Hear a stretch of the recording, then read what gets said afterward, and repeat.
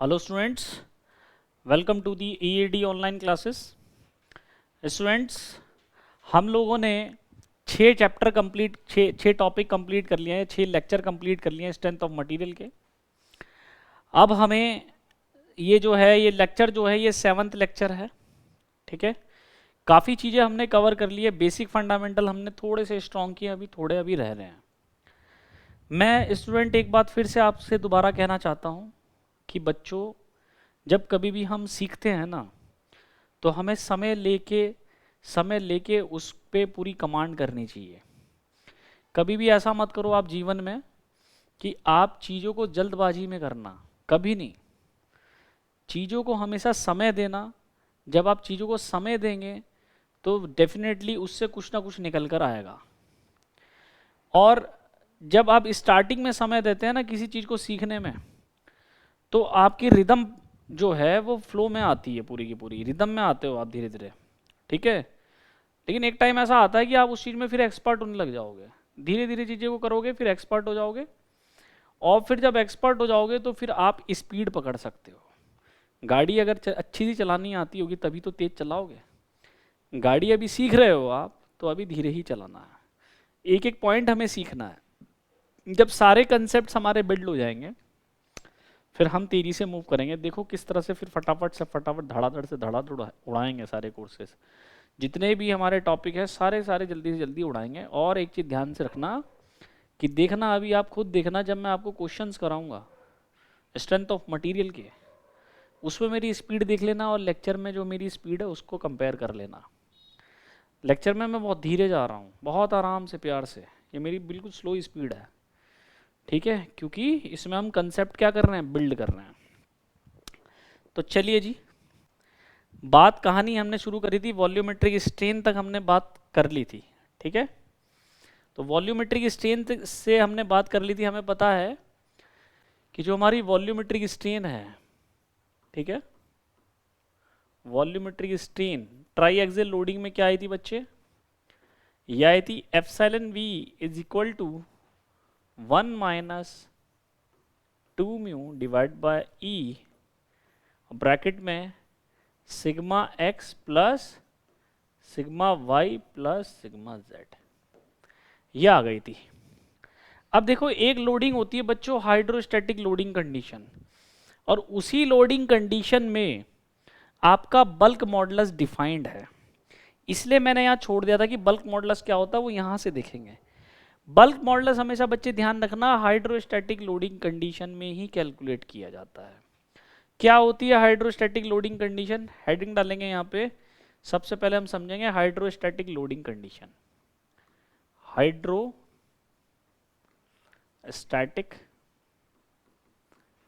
Loading condition important है। Hydrostatic loading, देखो hydro माने होता है वाटर और स्टैटिक माने है रेस्ट। तो यानी कि हम वहां पर देख रहे हैं जहां पर पानी क्या है, रेस्ट में है। ठीक है, ऐसी बॉडी सॉलिड बॉडी में भी ऐसी होता है जब सॉलिड बॉडी रेस्ट पे होती है। तो हाइड्रोस्टैटिक लोडिंग कंडीशन क्या है बच्चे, कि एक क्यूब है,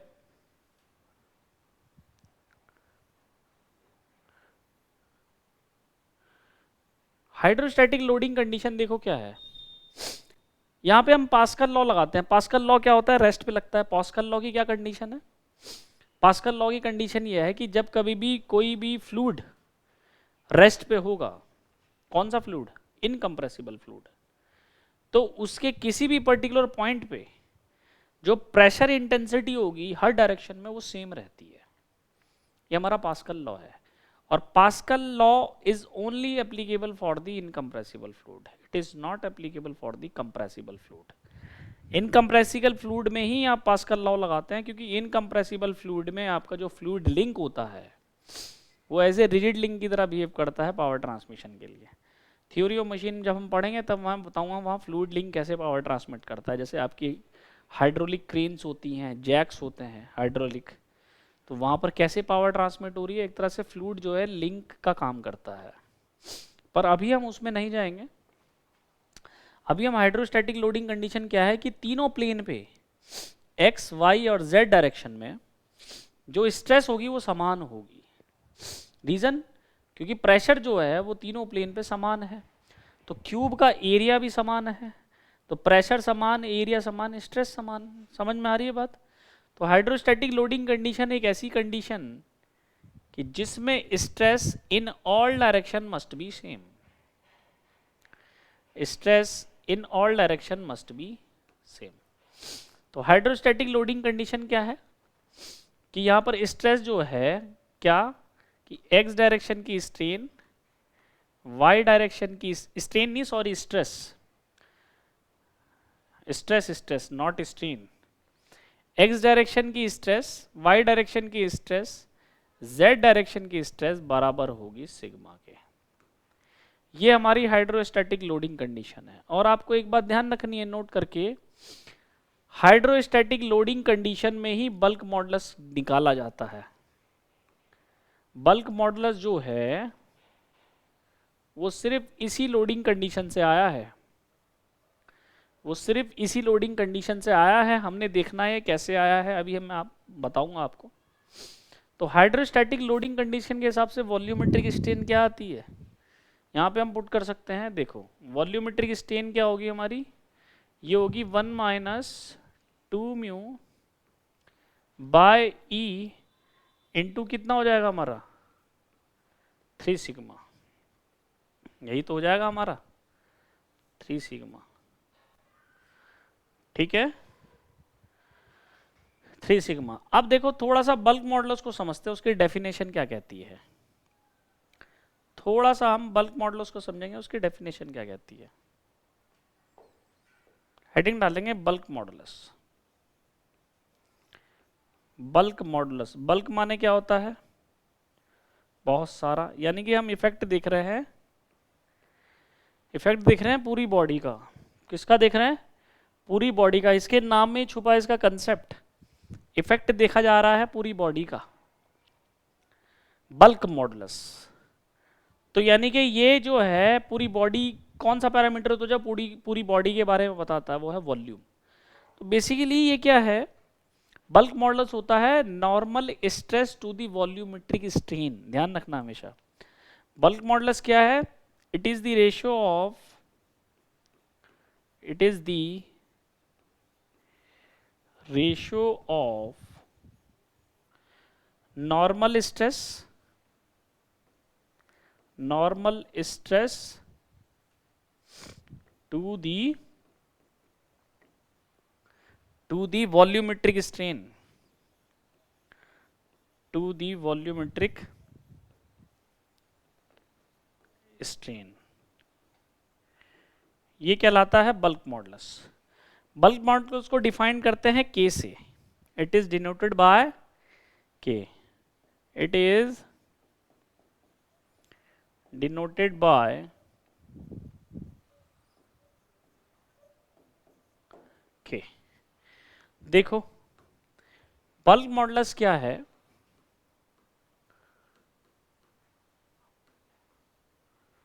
बल्क मॉडुलस के की वैल्यू क्या आएगी, normal stress divide by volumetric strain, normal stress divide by volumetric strain.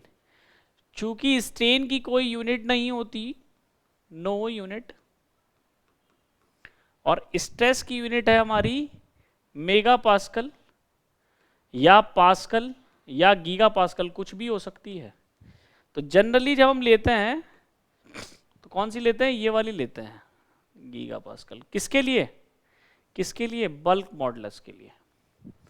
किसकी देखेंगे, बल्क मॉडुलस के लिए। क्लियर है बेटा, किसकी देखेंगे, बल्क मॉडुलस के लिए। ध्यान से समझेंगे मेरी बात, मेरी बात को बहुत अच्छे से समझेंगे। ये होता है normal stress to the volumetric strain, ठीक है, normal stress to the volumetric strain. अब देखो फॉर हाइड्रोस्टैटिक लोडिंग कंडीशन, मैं तभी तो कह रहा हूं किस में डिफाइन करते हैं बल्क मॉडुलस को, हाइड्रोस्टैटिक लोडिंग कंडीशन में। तो for hydrostatic loading condition, hydrostatic loading condition में स्ट्रेस जो है सब डायरेक्शन में क्या है, सेम है, sigma x sigma y sigma z is equal to sigma, right. देखो अब हमने कहा कि बल्क मॉडुलस क्या है, normal stress divide by volumetric strain. Volumetric strain कितनी है, वॉल्यूमेट्रिक स्ट्रेन है मेरी हाइड्रोस्टैटिक लोडिंग कंडीशन में 1 minus 2 mu divide by E into 3 sigma. यहीं से आया वो रिलेशन जो मैंने आपको लिखवाए हैं, 3 रिलेशन लिखवाए थे ना सुबह के लेक्चर में, वो यहीं से आया है। देखो ये इससे कैंसिल आउट हो गया, तो वैल्यू कितनी आ गई यहाँ पे, ये आ गई हमारी E divide by 3 1 minus 2 mu. तो यहां से मैं क्लियरली ये नहीं कह सकता कि E की वैल्यू क्या है, E की वैल्यू है 3 के 1 माइनस 2 म्यू। तो ये आपका है relation between young modulus of elasticity and bulk modulus. तो जो K है, K क्या है, बल्क मॉडुलस, ये किस में डिफाइंड है बच्चा, it is defined only in hydrostatic loading condition, it is defined only in hydrostatic loading condition. Hydrostatic loading condition का क्या मतलब है, हाइड्रोस्टैटिक लोडिंग कंडीशन का क्या मतलब है कि कोई भी फ्लूइड है या कोई भी बॉडी है वो रेस्ट पे होगी। हाइड्रोस्टैटिक लोडिंग कंडीशन का ध्यान रखना बच्चों, थ्योरीज ऑफ फेलियर में यूज करूंगा मैं, थ्योरीज ऑफ फेलियर में इसका बड़ा रोल है हाइड्रोस्टैटिक लोडिंग कंडीशन का। तो बल्क मॉडुलस आपको समझ में आ गया, ठीक है, कि बल्क मॉडुलस किस में डिफाइंड है, हाइड्रोस्टैटिक लोडिंग कंडीशन में। चलिए जी, अब देखो हमने स्ट्रेन निकाल ली है, ठीक है, हमने स्ट्रेन निकाल ली है। अब हम देखेंगे जो डिफॉर्मेशन है, ठीक है, डिफॉर्मेशन या फिर स्टेप्ड शाफ्ट क्या होती है, हेडिंग डालेंगे स्टेप्ड शाफ्ट, ये इंपॉर्टेंट है। देखो मैंने आपको एक चीज बताई थी, क्या क्या बताया था मैंने, देखो बच्चों हमारे पास 2 फॉर्मूले हैं। पहला फॉर्मूला क्या है, स्ट्रेस जो है वो फोर्स अपॉन एरिया, और दूसरा फॉर्मूला क्या है, दूसरा है deformation is equal to P L upon A E. ये 2 फॉर्मूले हैं। और मैंने ये भी बताया था ये कब वैलिड है, कहाँ वैलिड है, वैलिड वहां होंगे जहां फोर्स क्या होगा हमारा, कांस्टेंट यानी कि सेम, एरिया क्या होगा हमारा, कांस्टेंट, एरिया होगा कांस्टेंट, ठीक है, और ई जो होगा वो भी क्या होना चाहिए, कांस्टेंट, तभी तो होंगे। अब प्रॉब्लम क्या है कि जब हमारा स्टेप्ड शाफ्ट आ जाती है, यानी कि एक शाफ्ट में दूसरी शाफ्ट जोड़ी जाए, या स्टेप्ड बार आ जाती है, तो उसमें 2 केस बनते हैं, एक बनता है बार इन सीरीज, एक बनता है बार इन पैरेलल। वो चीज देखनी है, और वहां ये दोनों फॉर्मूले वैलिड नहीं है, वहां ये दोनों फॉर्मूले अलग अलग वैलिड है, अलग अलग सेक्शन मान के, उस चीज को हमें समझना है। फॉर एग्जाम्पल मैं कहता हूं, देखो जैसे मैं क्या कहना चाह रहा हूं कि मान लो कि आपके पास इस तरह से कोई बॉडी है, तो क्या ये फॉर्मूला यहां वैलिड करेगा, क्या फॉर्मूला बच्चे यहां पर ये वैलिड होगा, ये फॉर्मूला यहां वैलिड क्यों नहीं होगा, क्योंकि जब हम एक सिंगल मटेरियल देखेंगे तभी तो वैलिड होगा। देखो यहां पर क्या है, फोर्स तो हर सेक्शन, मैंने माना ये बॉडी मेरी 1 है, ये बॉडी 2 है, ठीक है, तो मैंने एक सेक्शन लिया, कहां से, राइट हैंड साइड से, राइट हैंड साइड से मैं एक सेक्शन लेता हूं, तो मुझे कितने फोर्स दिख रहे हैं इस पे, P, ये हमारा मान लो सेक्शन क्या है हमारा 1। ऐसे ही मैं सेक्शन लेता हूं यहां पर दूसरा, यहां से राइट हैंड साइड पे कितने फोर्स दिख रहे हैं, P, यानी कि P तो हमारा सेम है, ठीक है, मटेरियल भी सेम है, इसका भी यंग मॉडुलस E है और इसका भी यंग मॉडुलस E है, मटेरियल भी सेम है। प्रॉब्लम क्या है, एरिया सेम नहीं है, एरिया चेंज हो रहा है, प्रॉब्लम यहां है, एरिया क्या हो रहा है, चेंज हो रहा है। तो therefore these equation are not valid in this case. Now अब बात करते हैं, let's talk about the stepped bar और स्टेप्ड शाफ्ट. ये स्टेप्ड बार होता है जो मैंने अभी बनाया था, हेडिंग डालेंगे स्टेप्ड बार. अब इसमें 3 केस हैं जो हमें डिस्कस करने हैं स्टेप्ड बार में, इंपॉर्टेंट है. स्टेप्ड बार में देखो सबसे पहला क्या है, पहला होगा हमारा बार in series, bar in series, ठीक है. और दूसरा हम समझेंगे बार in parallel, bar in parallel. जो बार इन पैरेलल है उसको हम कहते हैं कंपोजिट्स बार, उसको हम क्या कहते हैं, कंपोजिट बार. ठीक है, देखो स्टेप्ड बार हम पढ़ रहे हैं, bar in series and bar in parallel, इसको कहते हैं कंपोजिट बार. सबसे पहले हम देखेंगे बार इन सीरीज. इससे जो सवाल आते हैं वो भी मैं आपको बताते हुए चलूंगा.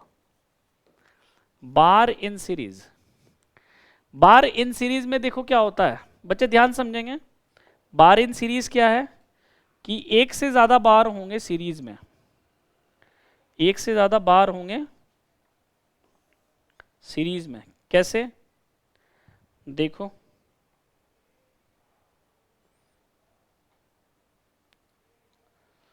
ठीक है, देखो बार इन सीरीज में एक से ज्यादा बार होंगे. जैसे मान लो आपके पास ये है,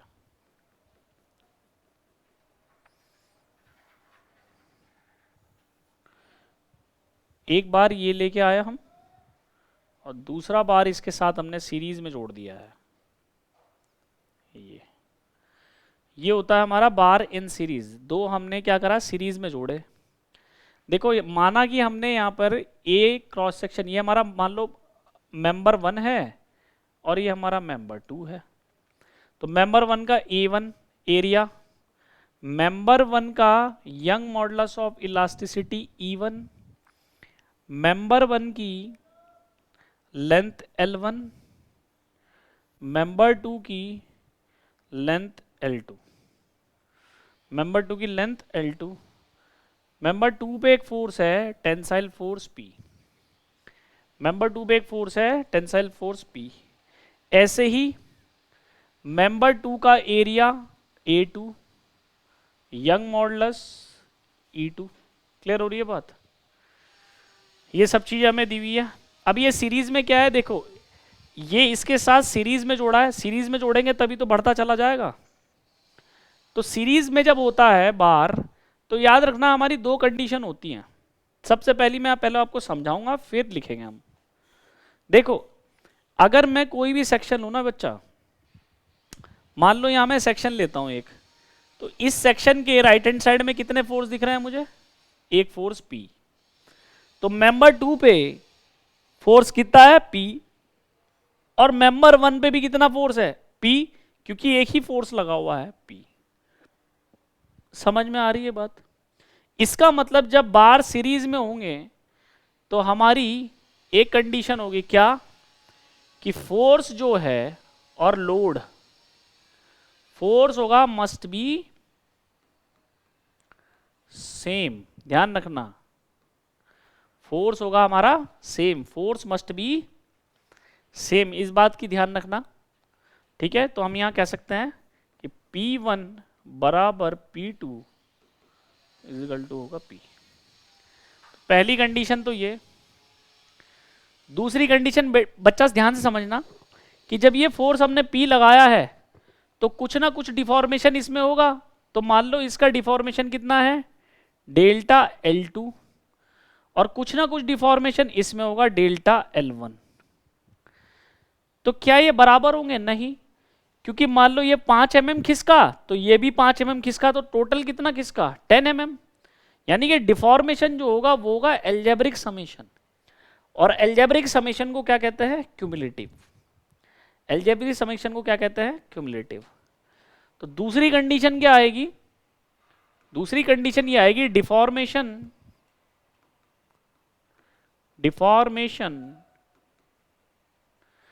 must be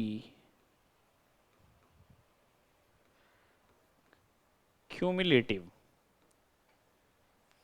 deformation must be cumulative. Cumulative का मतलब क्या होगा बच्चे, कि जो टोटल डिफॉर्मेशन होगा ये बराबर होगा दोनों के समेशन के, और इसको हम लिख सकते हैं delta L total algebraic summation of delta L आई की वैल्यू 1 to n। ये जनरल फॉर्मूला होता है इसका,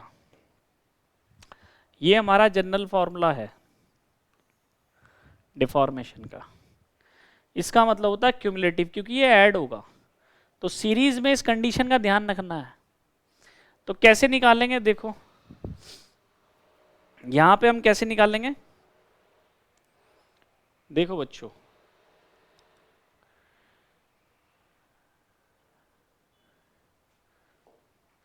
यहां पे फिगर तो हमारी सेम है, देखो ये फिगर है, ठीक है।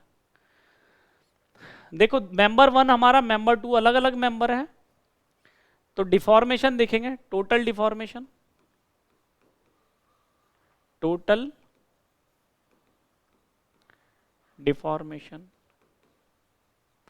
टोटल डिफॉर्मेशन होगा delta L total is equal to algebraic summation I is equal to 1 into N delta L आई।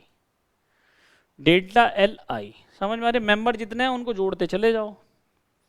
तो यहाँ 2 मेंबर दिख रहे हैं मुझे, तो यहाँ पर जब 2 मेंबर है तो ये हो जाएगा delta L total is equal to delta L one plus delta L two. समझ में आ रही है बात, ये हो जाएगा हमारा delta L one plus delta L to. चूंकि मुझे मालूम है कि डेल्टा एल की वैल्यू होती है पी एल अपॉन ए ई, तो ऐसे ही यहाँ पे डेल्टा एल जो टोटल होगा वो क्या हो जाएगा, P one L one divide by A one E one plus P two L two divide by A two E two. और ये आपका डिफॉर्मेशन निकालने का एक्सप्रेशन है फॉर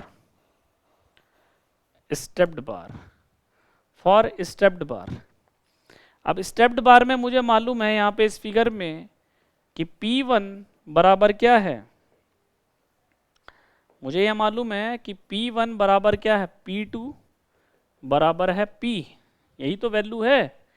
P1 बराबर P2 बराबर क्या है, P, ठीक है। और अगर मटेरियल भी सेम है, मैं मान लेता हूँ कि मटेरियल सेम है, E1 बराबर E2 बराबर है E के, हमने कहा मटेरियल सेम है, तो ये फॉर्मूला किस में कन्वर्ट होगा, ये फॉर्मूला किस में कन्वर्ट होगा बच्चे, देखो तो डेल्टा एल जो टोटल आ जाएगा आपका, ये कितनी आ जाएगी वैल्यू, P1 बराबर P2 बराबर P क्या है, तो ये आ जाएगा PL1 डिवाइड बाय A1E, ऐसे ही आ जाएगा P2 PL2 divide by A2 तो हाँ ठीक है A2E, क्लियर है। यहां से P बाय ए कॉमन ले लो, तो delta L total is equal to कितना आ जाएगा हमारा, P बाय ई और ब्रैकेट में L1 upon A1 plus L2 bye A2। ये फाइनल आपका एक्सप्रेशन है फॉर द स्टेप्ड बार, ठीक है। इंपॉर्टेंट है, ध्यान रखेंगे, वेरी वेरी वेरी इंपॉर्टेंट। तो ये स्टेप्ड बार के केस में ऐसे हम कैलकुलेशन करते हैं, किसके लिए, डिफॉर्मेशन के लिए। स्ट्रेस कितनी होगी बच्चे, देखो स्ट्रेस कैसे निकालें, मुझे पता है मेरे पास मेंबर कितने हैं, 2, तो स्ट्रेस ऑन मेंबर 1, मेंबर 1 कौन सा है ये, तो सिग्मा 1 इज इक्वल टू कितना होगा हमारा, फोर्स कितना है P1, एरिया कितना है A1। चूंकि मुझे पता है P1 किसके बराबर है, P के, और एरिया हो जाएगा A1। तो ये हो गया हमारा स्ट्रेस ऑन मेंबर 1। मेंबर 1 पे स्ट्रेस ऐसे आ जाएगी। स्ट्रेस निकाल लेंगे मेंबर 2 पे, स्ट्रेस निकालेंगे मेंबर 2 पे। स्ट्रेस ऑन मेंबर 2, मेंबर 2 पे सिग्मा 2 इजिकल टू कितना आएगा हमारा, P2 डिवाइड बाय A2, और P2 की वैल्यू P के बराबर है और A2 आपका A2 ही है, तो सिग्मा 2 कितना है हमारा, P बाय A2। तो ये आपकी स्ट्रेस आ गई मेंबर 2 पे, ये आपकी स्ट्रेस आ गई मेंबर 2 पे। क्लियर है? तो इस तरह से स्टेप्ड बार का जो हमारा केस है वो इस तरह से दोनों के एक्सप्रेशन हमारे पास आते हैं, एक आपका डिफॉर्मेशन के लिए और एक आपका स्ट्रेस के लिए। समझ में आ गई बात? ठीक है, चलो अब देखो इसका एक स्पेशल केस देखते हैं। एक स्पेशल केस देखेंगे इसका कि जब आपका एक बार है वो दोनों एंड से फिक्स हो, जब आपका एक बार है दोनों एंड से फिक्स हो, और ये सवाल आता है पिटकुल के पेपर में भी आया था, इसको ध्यान से लिखेंगे। स्ट्रेस एक्सप्रेशन फॉर, हेडिंग डालेंगे expression for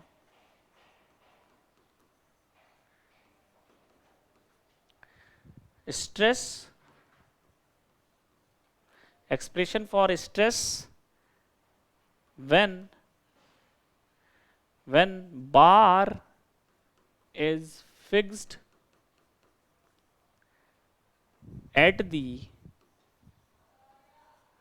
both ends, at the both ends। ध्यान रखेंगे, ठीक है?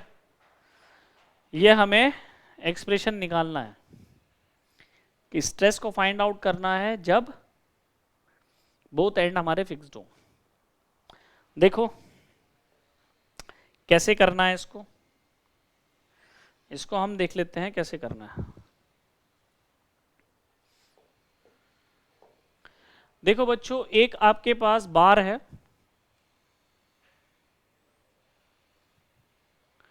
एक बार है आपके पास, इसको हमने फिक्स कर दिया, दोनों एंड से हमने इसे फिक्स कर दिया, ठीक है? मैंने माना इस बार का डायमीटर d है, ठीक है? बार है, ये रेक्टेंगुलर बार भी हो सकता है, सर्कुलर बार भी हो सकता है, तो इसलिए मैं डायमेंशन में नहीं जाऊंगा। अब आप समझना बात को। मैंने एक फोर्स लगाया यहाँ पे, कहाँ फोर्स लगाया, यहाँ पे P, अंदर लगाएगा एक फोर्स, ये P फोर्स लगाया। तो अब देखो यहाँ पर जब P फोर्स लगा हुआ है, ध्यान समझेंगे बच्चे, ये जो मेरी लेंथ है इसका डायरेक्ट फॉर्मूला भी मैं लिखवाऊंगा, लेंथ होती है L/4, और यहाँ से यहाँ तक की जो डिस्टेंस है यह है 3L/4। इस टाइप के क्वेश्चंस को करने के लिए देखो क्या यहाँ पर भी दो मेंबर बन गए हैं, ये बेसिकली स्टेप्ड बार का ही केस है, दो मेंबर हैं यहाँ पे सीरीज में। समझ में आ रही है बात? है स्टेप्ड बार का ही केस है, लेकिन दोनों एंड से फिक्स कर दिया तो एक का डिफॉर्मेशन दूसरे का कंप्रेशन बनेगा, एक का टेंशन दूसरे का कंप्रेशन बनेगा। तो ऐसा कब होता है? जब कंपोजिट्स बार होता है। ये मजा है इसका, देखेंगे अभी क्या क्या है। देखो इस टाइप के क्वेश्चन को सॉल्व करने के लिए क्या करना है, यहाँ पर क्या इक्वेशन फेल कर रही है, यहाँ P सेम नहीं है हमारे दोनों मेंबर्स के लिए, यहाँ P सेम नहीं है। हमने कहा ना कि स्ट्रेस इज इक्वल टू क्या होता है हमारा, फोर्स अपॉन एरिया, और डिफॉर्मेशन क्या होता है, PL/AE। तो यहाँ पे P सेम नहीं है, P सेम नहीं है, दो मेंबर हैं यहाँ पे, दोनों मेंबर के लिए फोर्स अलग अलग है, दोनों मेंबर के लिए फोर्स अलग अलग है। तो देखो कैसे निकालेंगे इसको, देखो कैसे निकाल लेंगे, ये चीज तो हटा दो, ठीक है? देखो रहने दो, इसको करने का तरीका देखो क्या है यहाँ पे। अब मैं आपको थोड़ा डिटेल में पढ़ाऊंगा इस चीज को। देखो यहाँ पे क्या है कि जब फोर्स ये ऐसे लग रहा है तो यहाँ पे रिएक्शन आएगी। कैसी रिएक्शन आएगी? रिएक्शन आएगी इस डायरेक्शन में, एक रिएक्शन आएगी ऐसे। मैंने कहा ये पॉइंट मेरा ए है, ये पॉइंट बी है, तो यहाँ पर एक रिएक्शन लग गई आर ए और एक यहाँ रिएक्शन लग गई आर बी। ठीक है, ध्यान समझेंगे बच्चे। मेंबर है यहाँ पे दो, एक मेंबर ये है और दूसरा मेंबर ये है। दो मेंबर हैं यहाँ पे। मेंबर कौन से हैं? दो मेंबर हैं। तो बात को ध्यान समझेंगे। सबसे पहले हम लगाएंगे by static equilibrium equation. By static equilibrium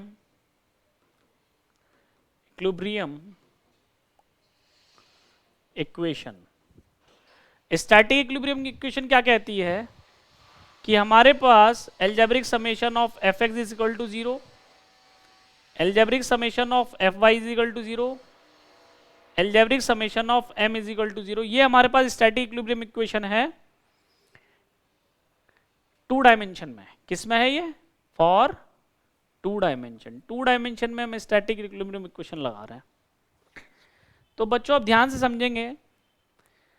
तो स्टैटिक इक्विलिब्रियम इक्वेशन में देखो ये क्या है, सारे एक्स डायरेक्शन में लग रहे हैं फोर्स। तो ये जो हमारी इक्वेशन है ये हमारी इधर यूजफुल इक्वेशन है। ये क्या है हमारी? ये हमारी यूजफुल इक्वेशन है। यहाँ पे यूजफुल इक्वेशन। यूजफुल इक्वेशन वो इक्वेशन होती है जो इक्वेशन अप्लाई कर सकते हो आप। तो यहाँ पर ये हमारी यूजफुल इक्वेशन है। तो यूजफुल इक्वेशन के अकॉर्डिंग हम लगाएंगे क्या कि algebraic summation of F x is equal to 0। ये लगाएंगे हम, algebraic summation of F x is equal to 0 लगा लो। देखो इसमें हम क्या करेंगे, इस डायरेक्शन को मानेंगे पॉजिटिव और इस डायरेक्शन को मानेंगे नेगेटिव। इस डायरेक्शन को मानेंगे नेगेटिव। तो पॉजिटिव में P जा रहा है और ये नेगेटिव है, तो यानी कि P minus R A minus R B is equal to होगा 0। तो यहां मैं कह सकता हूं R A plus R B की वैल्यू होगी P के बराबर। तो ये मेरी इक्वेशन है 1। अब मेरे पास और कोई इक्वेशन नहीं है बच्चा। देखो अब मैं एक चीज बताऊंगा आपको, यहां पर क्या मजेदार बात हुई कि अगर हम स्टैटिक इक्विलिब्रियम की बात करेंगे तो यहां पर इस इक्वेशन के अलावा और कोई इक्वेशन नहीं है मेरे पास। यहां पे इस इक्वेशन के अलावा और कोई इक्वेशन नहीं है मेरे पास। यानी कि from the static equilibrium equation ये जो प्रॉब्लम है ये इनडिटरमिनेट है, इसको सॉल्व नहीं कर सकते आप, क्योंकि आपके पास दो अननोन है। क्यों नहीं है सॉल्व, क्यों नहीं सॉल्व कर सकते? क्योंकि आपके पास दो अननोन है बच्चा। आपके पास दो अननोन है और एक इक्वेशन है, कैसे सॉल्व करोगे? लेकिन स्ट्रेंथ ऑफ मटेरियल में इसका सोल्यूशन है। ये मजा है स्ट्रेंथ ऑफ मटेरियल का। स्ट्रेंथ ऑफ मटेरियल में इसका सोल्यूशन है। स्ट्रेंथ ऑफ मटेरियल में इसका सोल्यूशन कैसा है? कंपैटिबिलिटी इक्वेशन से, कि डिफॉर्मेशन का समेशन तो 0 होगा ना, वो स्टैटिक इक्विलिब्रियम में नहीं है। तो स्ट्रेंथ ऑफ मटेरियल कुछ ऐसी प्रॉब्लम को भी सॉल्व करता है जो इंजीनियरिंग मैकेनिक्स में पॉसिबल नहीं है। According to engineering mechanics this problem is क्या? This problem is indeterminate. ठीक है, it can't be solve because in this equation we are having two unknowns R A R B, और आपके पास you are having only one equation and two unknowns, तो it is not possible to solve. समझ में आ रही है बात? ये पॉइंट समझ में आ रहा है? But in strength of material इस प्रॉब्लम का सलूशन है। कैसे है? By compatibility equation. तो यहां पर आप हेडिंग डालेंगे कंपैटिबिलिटी इक्वेशन क्या है। देखो कंपैटिबिलिटी इक्वेशन क्या है, हेडिंग डालेंगे कंपैटिबिलिटी इक्वेशन। क्या होती है कंपैटिबिलिटी इक्वेशन? और याद रखना बच्चों, कंपैटिबिलिटी इक्वेशन तभी यूज होती है जब आपकी स्टैटिक इक्विलिब्रियम इक्वेशन फेल कर जाए। और कंपैटिबिलिटी इक्वेशन होती है डिफॉर्मेशन इक्वेशन, ध्यान रखना। मुझे मालूम है, ध्यान समझेंगे बच्चे, कि जितना डिफॉर्मेशन 1 में आ रहा होगा उतना ही डिफॉर्मेशन 2 में भी आ रहा होगा।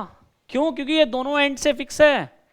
एक अगर टेंशन में होगा तो दूसरा कंप्रेशन में होगा, मुझे क्लियरली दिख रहा है। तो यानी कि कंपैटिबिलिटी इक्वेशन क्या होगी यहाँ पे? ये डिफॉर्मेशन इक्वेशन होती है सॉम में, ध्यान रखना, ये डिफॉर्मेशन इक्वेशन होती है। ये दो जगह यूज करते हैं हम, एक यहां पे और एक एसएफडी बीएमडी में। तो कंपैटिबिलिटी इक्वेशन क्या होगी कि algebraic summation of deformation must be 0 because ये दोनों एंड से क्या है? फिक्स्ड है। ये दोनों एंड से फिक्स्ड है, तो कंपैटिबिलिटी इक्वेशन के अकॉर्डिंग क्या होगा कि भाई टोटल डिफॉर्मेशन 0 आना चाहिए, फिक्स है ना ये। तो टोटल डिफॉर्मेशन क्या आ जाएगा? 0। तो हमारे पास मेंबर है दो, यानी कि delta L1 plus delta L2 must be 0। तो delta L1 is equal to होगा minus K delta L2, minus K delta L2। अब देखो फोर्स क्या है, ये रिएक्शन है बच्चा। रिएक्शन और फोर्स में डिफरेंस होता है, मैं बताऊंगा आपको क्या होता है। रिएक्शन और फोर्स में डिफरेंस होता है, पहले चीजें समझ लो आप। देखो मेंबर 1 पे फोर्स निकालने, फोर्स का तरीका क्या है? देखो फोर्स का तरीका बता देता हूं मैं। जिस किसी भी मेंबर पे आप फोर्स देखना चाहते हो, जिस किसी भी मेंबर पे आप फोर्स देखना चाहते हो, उस मेंबर पे एक सेक्शन लो, और सेक्शन हमेशा राइट हैंड साइड से लूंगा मैं। उस मेंबर पे एक सेक्शन लो, सेक्शन के राइट हैंड साइड में देखो कितने फोर्स लगे हुए हैं। सेक्शन के राइट हैंड साइड में, लेफ्ट हैंड को छोड़ दो, राइट को देखो, सिर्फ राइट को। सेक्शन के राइट हैंड साइड में कितने फोर्स लगे हुए हैं? एक आरबी, कॉम्प्रेसिव की टेंसाइल, अंदर की ओर लग रहा है ना। तो यानी कि मेरा P2 क्या है? P2 है माइनस का आरबी, P2 है माइनस का आरबी। फोर्स हमारा P2 है, आरबी नहीं है। मैं बताऊंगा क्यों। फोर्स हमारा P2 है, आरबी नहीं है। ऐसे ही मैंने एक सेक्शन लिया 1 पे, वो भी लूंगा मैं राइट हैंड साइड से। तो राइट हैंड साइड में मैंने देखे कितने मुझे फोर्स मिल रहे हैं? दो। एक तो P लगा हुआ है बाहर की ओर, एक आरबी है अंदर की ओर। तो P1 कितना है मेरा? P माइनस आरबी, ये है मेरा P1। ये फोर्स है मेरे मेंबर पे। अब देखो कंपैटिबिलिटी इक्वेशन क्या कह रही है। कंपैटिबिलिटी इक्वेशन क्या कह रही है कि डेल्टा L1, देखो यहां देखो, ये कंपैटिबिलिटी इक्वेशन है। अब मुझे मालूम है कि डेल्टा L1 क्या होगा हमारा? P1 L1 upon A1 E1 is equal to क्या होगा? माइनस के P2 L2 upon A2 E2। यही तो होगी वैल्यू। अब मुझे बताओ क्या एरिया चेंज हो रहा है? नहीं। A1 बराबर क्या है? A2। क्या मटेरियल चेंज हो रहा है? नहीं, सेम मटेरियल है।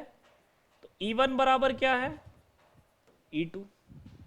क्लियर हो गया? तो जब A1 E1 बराबर है तो ये तो कैंसिल आउट हो गया, ये तो कैंसिल आउट हो गया, ये कैंसिल आउट हो गया। तो हो गया हमारा P1 L1 is equal to minus के P2 L2।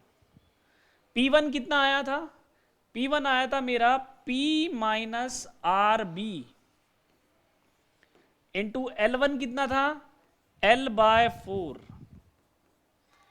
L1 कितना है? L by 4। देखो L1 कितना है? L by 4। ठीक है। और P1 कितना है? P माइनस आर बी, तो ये L बाय 4। P2 कितना है? P2 है माइनस आर बी। P2 कितना है? Minus R B. L2 कितना है? 3L bye 4। कितना है? 3L bye 4। ये वैल्यू कितनी आ जाएगी? देखो P, L से L कैंसिल आउट हो गया, 4 से 4 कैंसिल आउट हो गया। P minus R B is equal to R B into 3। ये वैल्यू उधर चली जाएगी तो 4 R B is equal to P R B की वैल्यू आ गई हमारी P बाय 4। अब ये वैल्यू पॉजिटिव आई है नेगेटिव? आर बी आया मेरा पॉजिटिव। आर बी अगर मेरा पॉजिटिव आया है, इसका मतलब क्या होता है बच्चों, समझ लेना इसे। इसका मतलब होता है जब मेरा आर बी पॉजिटिव आया ये, तो ये जो डायरेक्शन मैंने मानी है वो सही डायरेक्शन है, ये सही डायरेक्शन में लगा हुआ है। अगर मेरा आर बी नेगेटिव आता, अगर मेरा आर बी नेगेटिव आता तो मैं इसकी डायरेक्शन को रिवर्स कर देता। इसीलिए मैं कह रहा हूं रिएक्शन सिर्फ और सिर्फ डायरेक्शन बताएगा। रिएक्शन क्या बताती है? देखो रिएक्शन क्या है इसको समझ लो बच्चे। रिएक्शन और फोर्स में डिफरेंस नहीं जानते बच्चे। रिएक्शन दो चीजें बताती है, एक बताता है डायरेक्शन ऑफ फोर्स और एक बताता है magnitude of force. Magnitude of force ये क्या नहीं बताता? Reaction never tells about, reaction never tells about nature of force. ध्यान रखना, नेचर ऑफ फोर्स। रिएक्शन कभी भी फोर्स का नेचर नहीं बताती। ये कभी नहीं बताएगा कि वो टेंसाइल है कि कॉम्प्रेसिव है, ये नेचर है। शेयर फोर्स नेचर है, इंपैक्ट फोर्स नेचर है, फटीग फोर्स नेचर है। Reaction never tells about the nature of forces, it tells about only the direction of forces and the magnitude of forces. समझ में आ रही है बात? चलिए जी, तो रिएक्शन मेरी पॉजिटिव आई है, इसका मतलब मैंने डायरेक्शन सही मानी है। ठीक, आर भी निकल गया मेरा। अब देखो फोर्स क्या है, फोर्स क्या है? फोर्स है ये। मुझे पता है P1 कितना था? P1 था मेरा P माइनस आर बी, और P2 कितना था? Minus R B. P2 कितना था? माइनस आर बी, यही तो था। तो P1 कितना आ जाएगा? देखो आर बी हमने निकाल लिया है, तो ये आ जाएगा P माइनस पी बाय 4। ये वैल्यू आएगी 3P बाय 4, और ये वैल्यू कितनी है? Minus P by 4। देखो यहां क्या हो गया, यहां देखो क्या हो गया कि P1 जो पहला मेंबर था उस पे फोर्स कितना आ रहा है? पॉजिटिव। पॉजिटिव के 3P बाय 4, दैट मीन्स क्या है? ये टेंसाइल फोर्स है। मेंबर 1 पे टेंसाइल फोर्स है, लेकिन P2 कितना है? P2 है माइनस के P बाय 4। P2 है माइनस के P बाय 4, इसका मतलब ये कॉम्प्रेसिव फोर्स है। इसका मतलब ये कॉम्प्रेसिव फोर्स है। क्लियर है? आर बी पॉजिटिव आ रहा था, आर बी पॉजिटिव आ रहा था। आर बी फोर्स का नेचर नहीं बता रहा, फोर्स का नेचर ये बता रहे हैं। क्लियर है? तो इस तरह से इन पे फोर्स निकाल लिया हमने। तो स्ट्रेस क्या आ जाएगी?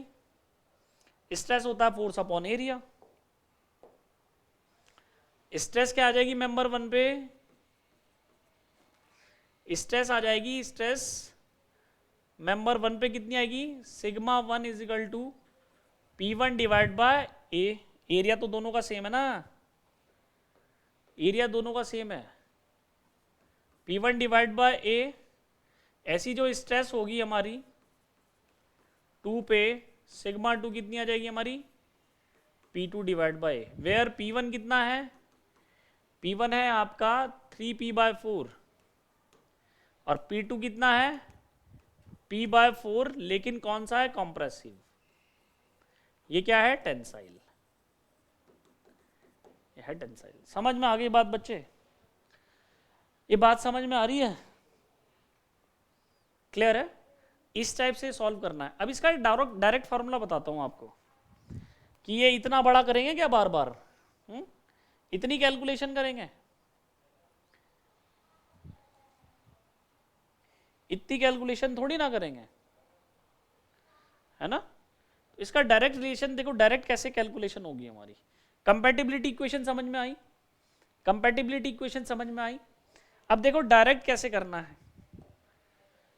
है ना? डायरेक्ट सोल्यूशन कैसे करना है देखो इसका।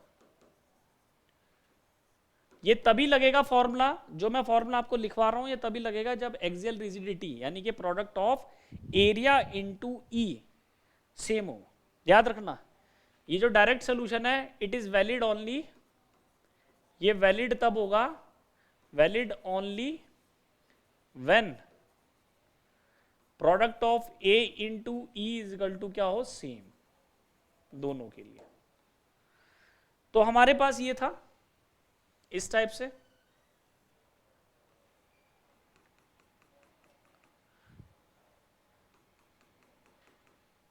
यहां हमारा फोर्स लगा हुआ है पी फोर्स, ये वैल्यू कितनी थी L/4, ये कितनी है 3L/4, टोटल कितनी है L, टोटल कितनी है L। यहां हमने एक रिएक्शन मानी थी RA, ये पॉइंट A, ये पॉइंट B, यहां एक रिएक्शन मानी है RB। तो ये रिएक्शन जो है वो डायरेक्टली कैसे कैलकुलेट करेंगे, इसका फॉर्मूला क्या है कि रिएक्शंस निकाल लेंगे पहले, reactions R A comma B, दोनों में से जो भी रिएक्शन निकालनी है, ठीक है, तो लिखेंगे प्लस माइनस, फॉर्मूला ध्यान रखेंगे, प्लस माइनस, थोड़ा सा नीचे लिखेंगे, जगह बनानी है यहाँ पे, लंबा है फॉर्मूला थोड़ा सा, ठीक है।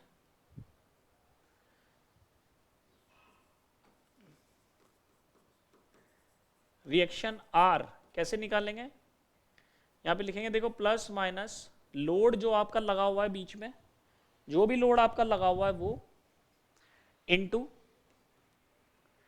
Distance between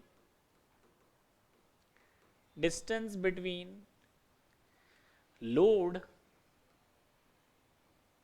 distance between load and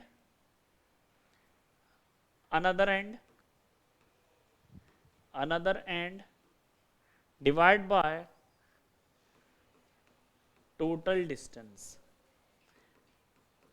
देखो जिस भी पॉइंट पे आप रिएक्शन निकाल रहे हो, उस पॉइंट पे रिएक्शन नहीं देखनी, उस पॉइंट की डिस्टेंस नहीं देखनी है, लोड जहां लगा हुआ है और दूसरा एंड कहां है उसकी distance between load and another and. जैसे मैं कह रहा हूं मुझे कैलकुलेट करनी है रिएक्शन एट ए, तो रिएक्शन एट ए, अच्छा पॉजिटिव नेगेटिव क्या है, ये पॉजिटिव कब लेना है, देखो पॉजिटिव कब लेना है, ये पॉजिटिव तब लेना है जब direction of load and reaction, direction of load and reaction क्या होगी, direction of load and reaction will be opposite. जब अपोजिट डायरेक्शन के होंगे तब पॉजिटिव, और जब नेगेटिव डायरेक्शन, और जब direction of load and reaction will be same तब हम लेंगे नेगेटिव, तब हम लेंगे नेगेटिव। ये पॉजिटिव नेगेटिव की बात कर रहा हूं जो ये बैठा है, समझ में आ रही है बात। चलिए जी, मान लो आपको रिएक्शन निकालनी है, देखो आर ए, रिएक्शन निकालनी है आर ए, तो आर ए पॉजिटिव आएगा नेगेटिव आएगा, पॉजिटिव, क्योंकि लोड की डायरेक्शन क्या है ये और रिएक्शन की डायरेक्शन है ये, तो अपोजिट डायरेक्शन है तो आएगा पॉजिटिव। कितना लोड लगा हुआ है P, इनटू लोड से अनदर एंड की डिस्टेंस कितनी है 3L/4, लोड से अनदर डिस्टेंस कितनी है 3L/4, और टोटल डिस्टेंस कितनी है L से L कैंसिल आउट हो गया, कितना आ गया 3P/4, कितना आ गया 3P/4, पॉजिटिव आ रहा है, इसका मतलब मैंने डायरेक्शन सही मानी है। ये रिएक्शन निकाल ली। ऐसी मैं अगर बी पे निकालना चाह रहा हूं तो आर बी कितना होगा, देखो होगा पॉजिटिव, क्यों, क्योंकि आर बी की डायरेक्शन ये है, आर बी जा रहा है ऐसे और लोड आ रहा है ऐसे, तो कितना लोड लगा हुआ है पी, लोड और अनदर एंड के बीच की डिस्टेंस कितनी है L/4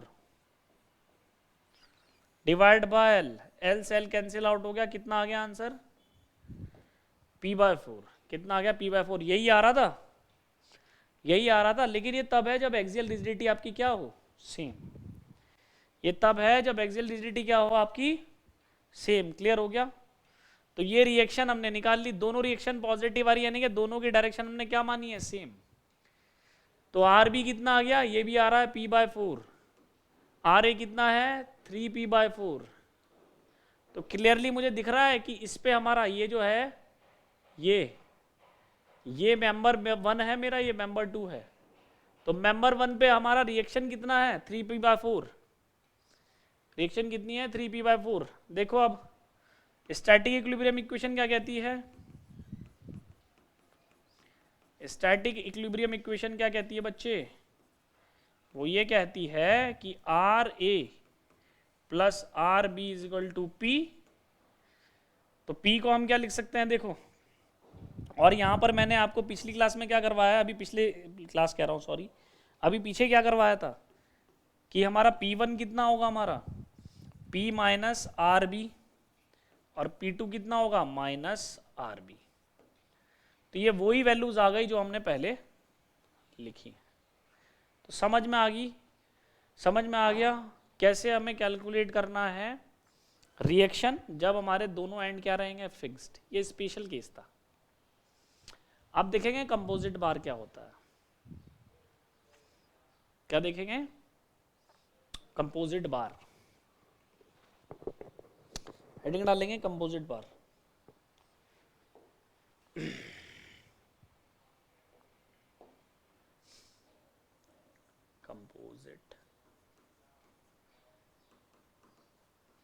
कंपोजिट बार होते हैं parallel connection,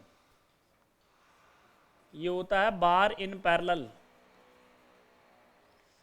parallel connection. Parallel की कंडीशन है, ध्यान रखना क्या, देखो कैसे होगा, इस टाइप से होगा।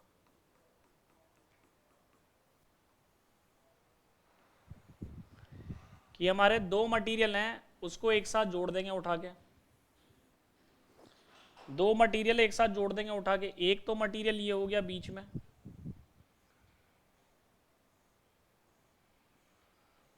ठीक है, और दूसरा मटेरियल होगा ये वाला जो ऊपर है।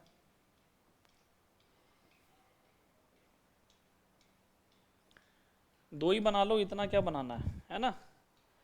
इसको मिटा देते हैं, ज़्यादा बड़ा हो जाएगा, कोई फायदा नहीं है, इसको मिटा देते हैं।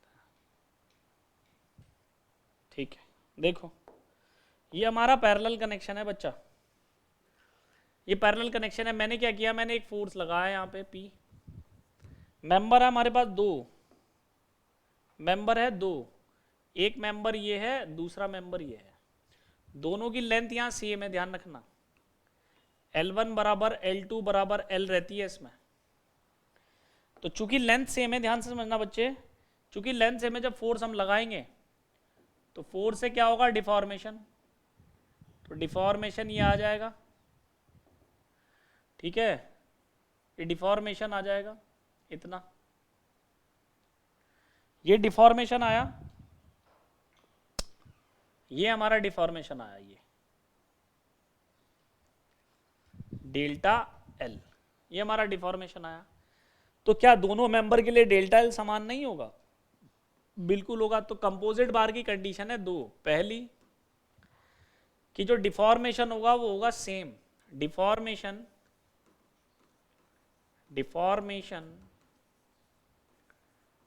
Must be same.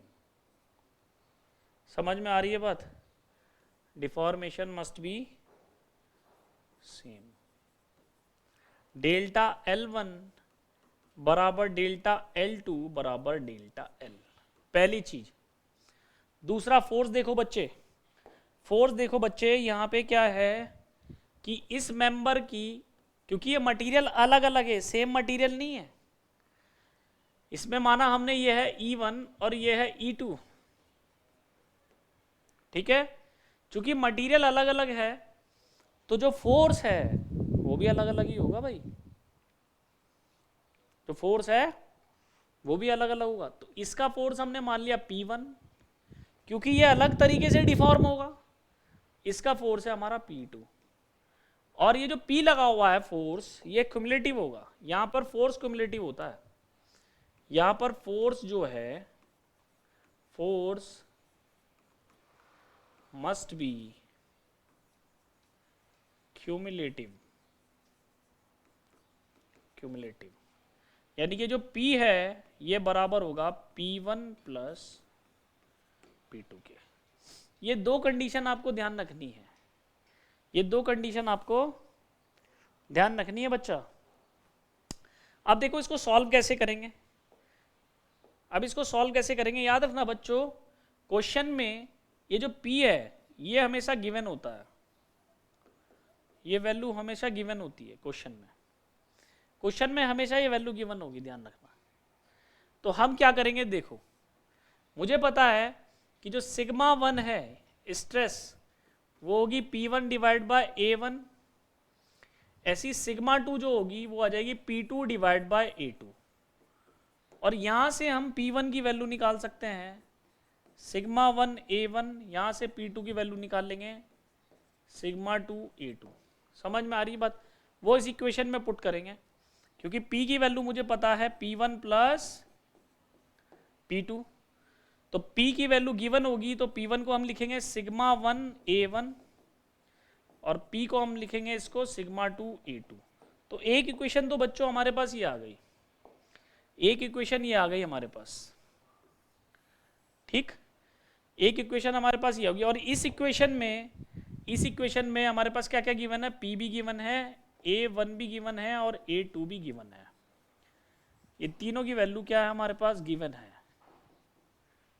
समझ में आ रही है बात। तो ये जो इक्वेशन है यहां से हमें क्या रिलेशन मिलेगा, हमें स्ट्रेस में मिल जाएगा, सिग्मा 1 और सिग्मा 2 के बीच में हमें एक रिलेशन मिल जाएगा यहां पे, ठीक है। चलो जी, अब मुझे पता है क्या कि जो डिफॉर्मेशन है वो दोनों का बराबर है, डिफॉर्मेशन दोनों का बराबर है, लेंथ भी बराबर है, तो क्या होगा, ये क्या स्ट्रेन ही तो है, तो strain in 1 is equal to होगा स्ट्रेन इन 2, याद रखना। और हुक्स लॉ के अकॉर्डिंग मुझे क्या पता है, according to Hooke's law, according to Hooke's law stress equal to होता है यंग मॉडुलस इनटू स्ट्रेन, और यहां से स्ट्रेन की वैल्यू रखेंगे stress divide by E, stress divide by E. तो यहां पर हम क्या लिखेंगे कि सिग्मा 1 बराबर किसके है, सिग्मा 2, दैट इज सिग्मा 1 बराबर किसके है, सिग्मा 2, इसका मतलब लिख सकते हैं हम sigma 1 divide by E1 is equal to है सिग्मा 2 डिवाइड बाय E2। तो एक रिलेशन हमारे पास ये है। तो पहली आपके पास देखो एक ये वाली इक्वेशन है, एक इक्वेशन ये वाली है, sigma 1 A1 plus sigma 2 A2। अब देखो यहां से भी हमारे पास क्या है, सिग्मा 1 और सिग्मा 2 के बीच में रिलेशन है, और E1 बराबर E2 तो है नहीं, अलग अलग मटेरियल है, तो यहां से भी हमारे पास सिग्मा 1 और सिग्मा 2 के बीच में रिलेशन है। तो आप मुझे बताओ, दो अननोन है, दो इक्वेशन है, क्या ये चीजें सॉल्व नहीं होंगी, बिल्कुल हो जाएगी। तो यहां से हम स्ट्रेस निकाल लेंगे, यहां से हम स्ट्रेस फाइंड आउट कर लेंगे, क्योंकि आपके पास क्या है, दो अननोन और दो इक्वेशन है, दो अननोन है दो इक्वेशन है। तो ये कंपोजिट्स बार में हम क्या करते हैं, ऐसा करते हैं। तो कंपोजिट्स बार की कंडीशन ध्यान रखनी है बच्चों, कंपोजिट बार की कंडीशन आपको ध्यान रखनी है कि कंपोजिट्स बार के केस में डिफॉर्मेशन एक तो सेम होता है और फोर्स जो होता है वो क्यूमुलेटिव होता है, डिफॉर्मेशन सेम होता है, फोर्स जो होता है वो क्यूमुलेटिव होता है, ठीक है, फोर्स जो है वो क्या है, क्यूमुलेटिव है। तो बच्चों अब आपके पास देखो ये वाला जो स्टेप्ड बार है और आपके पास जो कंपोजिट्स बार है कंप्लीट हो गया है, ठीक है। अब हम जो आगे वाले लेक्चर में देखेंगे वो हमें देखना है कि सेल्फ वेट की वजह से डिफॉर्मेशन कितना आता है बार के केस में, कॉनिकल कोन की वजह से कितना, कॉनिकल बार जो होता है उसमें कितना आता है डिफॉर्मेशन। क्लियर हो रही है बात। तो यहाँ हम देखेंगे टेपर बार में हम डिफॉर्मेशन कैसे निकालते हैं उसको हम देखेंगे, ठीक है। तो बच्चों नेक्स्ट क्लास में मिलते हैं, थैंक यू वेरी मच।